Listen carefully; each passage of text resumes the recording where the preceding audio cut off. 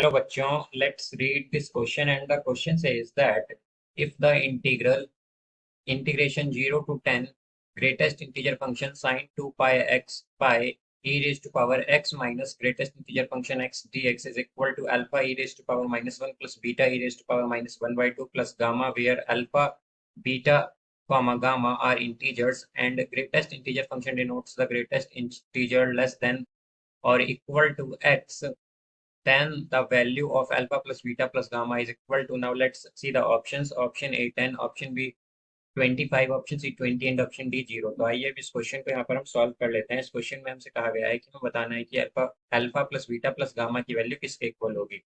तो यहाँ पर हम की कॉन्सेप्ट यूज करेंगे that x minus greatest integer function of x is equal to fractional part of X.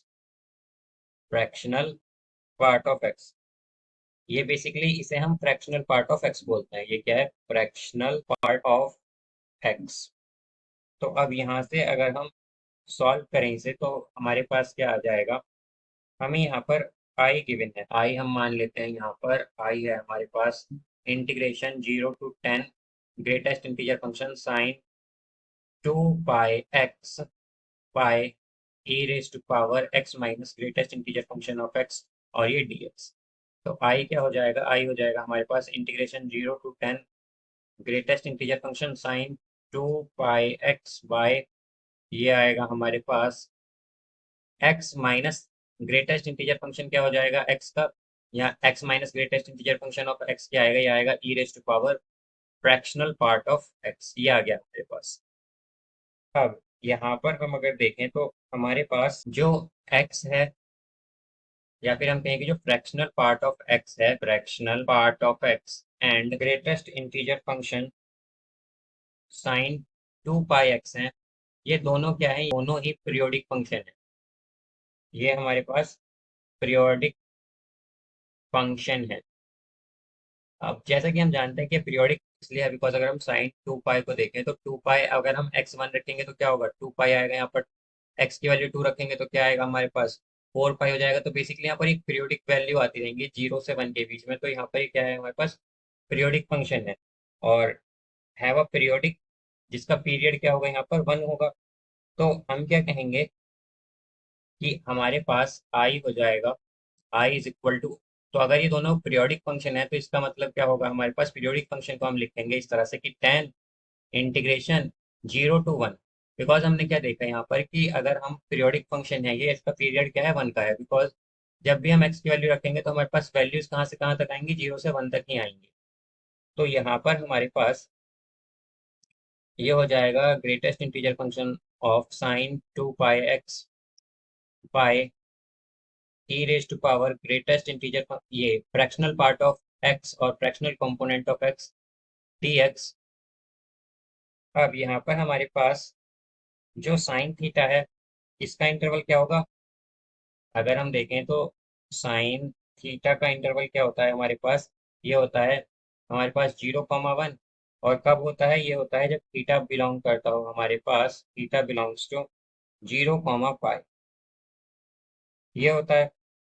और इसी तरह अगर हम देखें कि जब हमारे पास -1, 1 0 तक आता है, जब हमारे पास क्या होता है कि थीटा बिलोंग करे पाई टू 2 पाई। तो अब अगर हम देखें तो अगर ये इस तरह से बन रहा है तो हम इसे कैसे लिख सकते हैं? इसे हम लिख सकते हैं कि आई इज इक्वल टू 10 इंटीग्रेशन, तो इसे हम स्प्लिट करके लिख सकते हैं कि 0 integration 0 to 1/2 integration 0 to 1/2 greatest integer function of sine 2 pi x pi E raise to power fractional part of X, और यहाँ पर ये आ जाएगा dx plus integration 1/2 to 1 greatest integer function of sine 2 pi x pi fractional part of X. यहाँ पर ये E raise to power fractional part of X आएगा हमारे पास, और dx, और यहाँ पर है हमारे पास ये dx। तो अब अगर हम देखें तो हमारे पास अगर यहाँ पर हम कर्व देखें इस तरह से कि हमारे पास लेट सपोज साइन है। साइन के लिए अगर हम देखें तो यहाँ पर ये होगा जीरो, ये जीरो, ये 2 पाई, यहाँ पर ये पाई/2, यहाँ पर ये हमारे पास हो जाएगा पाई, यहाँ पर 3 पाई/2 होगा। तो अब जब हम वैल्यू लेंगे यहाँ पर 0 से 1/2 तक, तो हम जानते हैं कि जब हम जीरो पुट करेंगे तो क्या आएगा, sin 2 पाई। और जब हम जीरो पुट करेंगे तो एक्चुअली जीरो हो जाएगा पूरी वैल्यू, तो साइन जीरो आएगा। साइन जीरो क्या होता है हमारे पास, जीरो।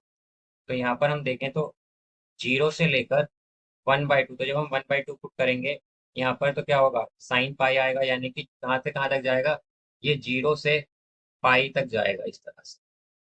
तो यहाँ पर अब अगर हम देखें कि इस बीच में हमारे पास जितनी भी वैल्यू आएंगी वो क्या होंगी, सभी वो जीरो से, हमारे पास 0 से 1 के बीच में होंगी। या फिर हम कह सकते हैं कि वो सभी क्या होंगी, यहाँ पर जब ग्रेटेस्ट इंटीजर फंक्शन में देखेंगे हम, तो वो सभी जीरो की तरफ टेंड करेंगे यहाँ पर। तो यहाँ पर ये पूरा फंक्शन क्या आएगा, जब हमारे पास जब ये 0 से 1/2 तक होगा तो जीरो आएगा। तो जीरो डिवाइडेड बाय कुछ भी हो तो क्या होता है, हमारे पास जीरो ही होता है, तो यहाँ पर तो ये जीरो हो जाएगा। तो आई की वैल्यू क्या आएगी हमारे पास, 10 ये जीरो प्लस, अब यहाँ से अगर हम सेकंड देखें तो 1/2 टू 1 है। तो जब हम यहाँ पर 1/2 पुट करेंगे एक्स की जगह, तो ये आएगा हमारे पास पाई। पाई और ये पाई से कहाँ तक जाएगा, जब हम 1 पुट करेंगे तो 2 पाई, यानी कि इस वाले इसके यहाँ पर आएगा ये हमारे पास इस तरह से। तो यहाँ पर हमारे पास सभी वैल्यूज क्या होंगी, नेगेटिव। अब हम जानते हैं कि जब नेगेटिव वैल्यूज आएंगी तो यहाँ पर ये हमारा क्या हो जाएगा, ये -1 आ जाएगा, sin 2 पाई x जो है, बिकॉज ये ग्रेटेस्ट इंटीजर फंक्शन में है, तो इसलिए हमारे पास ये क्या आएगा, -1।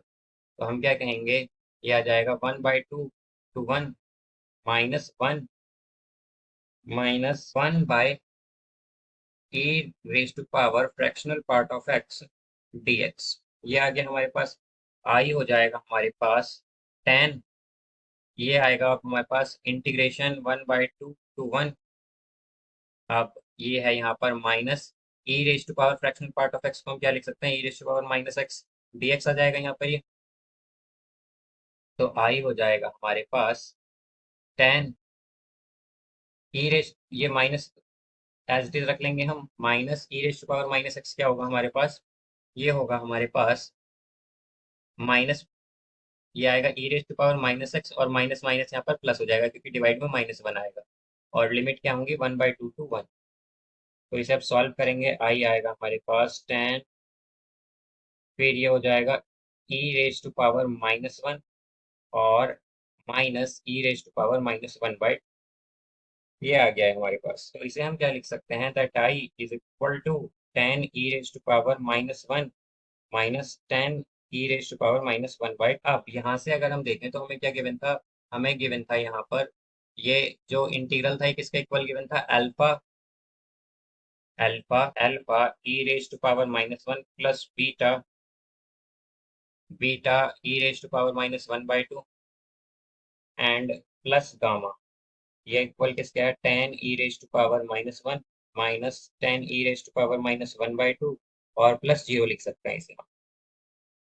तो यहाँ से अल्फा की वैल्यू क्या आ जाएगी, अल्फा की वैल्यू आएगी 10, फिर बीटा की वैल्यू क्या आ जाएगी हमारे पास, बीटा की वैल्यू आएगी -10 और गामा की वैल्यू आएगी जीरो। तो अब हमें इन तीनों का सम बताना था, तो alpha plus beta plus gamma हो जाएगा हमारे पास 10 - 10 प्लस जीरो, यानी कि जीरो। तो इसका आंसर क्या होगा, जीरो। तो करेक्ट आंसर है इसका option D, zero. So I hope you understood it well, best of luck, thank you.